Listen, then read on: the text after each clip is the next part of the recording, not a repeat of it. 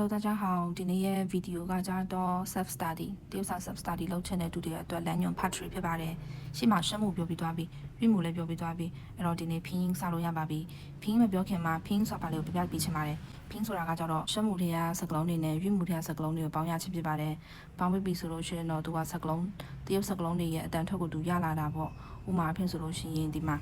အဖေဆိုတာပနော်။အဲ့တော့အဖေကပတရုတ်စာဒီလိုမျိုးအတန်ထွက်ကပအမေဆိုတာမအတန်ထွက်ကမောအာမနော်မောအာမအမေပေါ်အာပအဖေဖင်းရင်တီရှိရရှင်ရဲ့ရည်ရွယ်ချက်ကလည်းတရုတ်စာတွေကိုအတန်ထွက်မှန်မှန်ကန်ကန်နဲ့ဖတ်နိုင်အောင်အတွက်ပါဥမာဖြင့်အောက်မှာဆိုလို့ရှိရင်နိုင်ငံခြားသားတွေပမာစာတင်တဲ့အခါမှာပေါ့ဒီကတော့တရုတ်လူမျိုးတွေအတွက်ဆိုလို့ရှိရင်သူက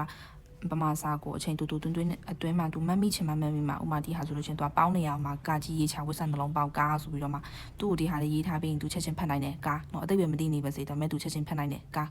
ဒီဟာကပန်တီเนาะပန်တီအဲ့လိုမျိုးဆိုသူချက်ချင်းသိတယ်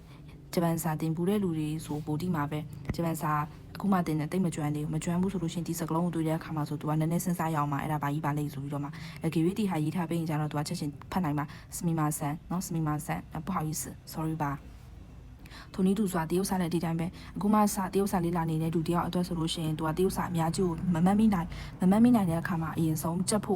ရတော့မှာချက်တဲ့အခါမှာအတန်ထွက်မှန်ကန်နဲ့ချက်လို့ရဖို့အတွက်ဖင်းဆိုတဲ့ဟာလေးတွေရေးထားပေးပါတယ်ဥမာဒီစကလုံးဒီဟာက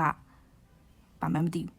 တော့ဒီမှာအတန်ထွက်ရေးထားပေးတယ်ရှမှုထရမောရွေးမှုထရအောင်မောအောင်မောင်းဆိုတာကြောင်ကိုပြောတာပါပြီးလို့ရှိရင်ဒီဟာဘာမှမသိဘူးဒီမှာအတန်ထွက်ပေးထားတယ်日恩人လူ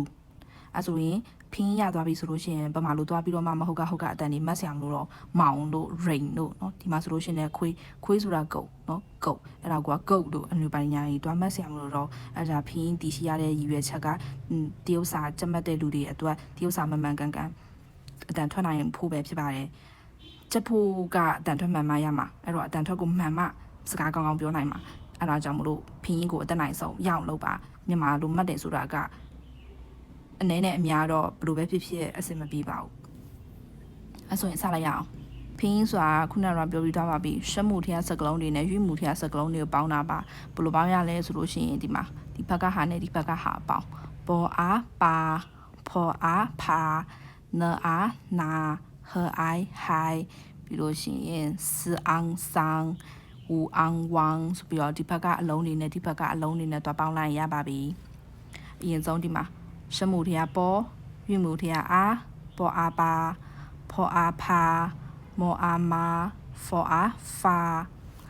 အောက်မှာတအားတာနအားနာ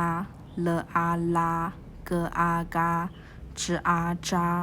ဇအားဇာပေါ်အိုင်ပိုင်မောအိုင်မိုင်လအိုင်လိုက်直爱摘，是爱晒，可欧扣，呵欧吼，了欧搂，日欧揉，呵欧吼。ဒီအတန်ထွက်တွေကိုမှန်အောင်ကျင့်နိုင်ရပါပြီအတန်ထွက်တွေကိုမှန်အောင်ကျင့်နိုင်ပြီဆိုလို့ရှိရင်ရှင်းတယောက်သွားမယ်ရှင်းတယောက်ဆိုတာအတန်အနဲ့အမြင့်ကိုပြောတာပါပမာစာမှာငါတို့တင်တဲ့အခါမှာဆိုရင်ကာခဆိုပြီးရှိတယ်တရုတ်စာမှာကြာသူကပါမှာလည်းအတန်ထွက်တွေအများကြီးရှိတယ်ပါအဲ့ဒီပါကိုသွားပြီးတော့မှရေးချလဲထည့်လို့မရဘူးပြဿနာလုံးပေါက်လဲတွားပြီးထည့်လို့မရအောင်အဲ့တော့ဘယ်လိုလုပ်မလဲဒီရဲ့တင်ဂီတာကိုအသုံးပြုပါမယ်အတန်၄တန်ရှိပါတယ်တရုတ်စာမှာဆိုလို့ရှိရင်နော်အဲ့အတန်၄တန်ကိုဒီရဲ့တင်ဂီတာတွေနဲ့ပြီးတွားပြီးတော့တတ်မှတ်ပါဥမာဖြင့်ပါမှာဆိုအတန်ထွက်လေးခုရှိတယ်ပါပေါ်အားပါ一声八ပေါ်အားပါ二声八波阿巴三声把，波阿巴四声把，巴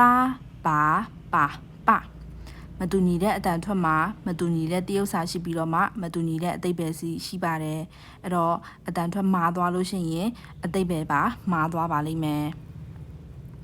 ဒီရဲ့ဟာကိုငါတို့ကရှင်းတယောက်ဆိုပြီးတော့ခေါ်ပါတယ်သူကဟီရှင်းဟီဆိုတာပထမရှင်းဆိုတာအတန်ဟီရှင်းပထမအတန်二声ဆိုတာဒုတိယ声ဆိုတာအတန်二声ဒုတိယအတန်三声တတိယအတန်四声စတုတ္ထအတန်ဒီမှာဆိုလို့ရှိရင်ပေါ်အားပါဟိ声ပါ一声啊အတန်ဖြောင်းဖြောင်းလေးပေါ်အားပါ一声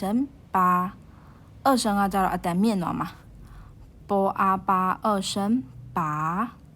三声啊အတန်ဝိုက်တယ်ပေါ်အားပါ三声把四声ကတော့အတန်ကျသွားမှာပေါ်အားပါ四声把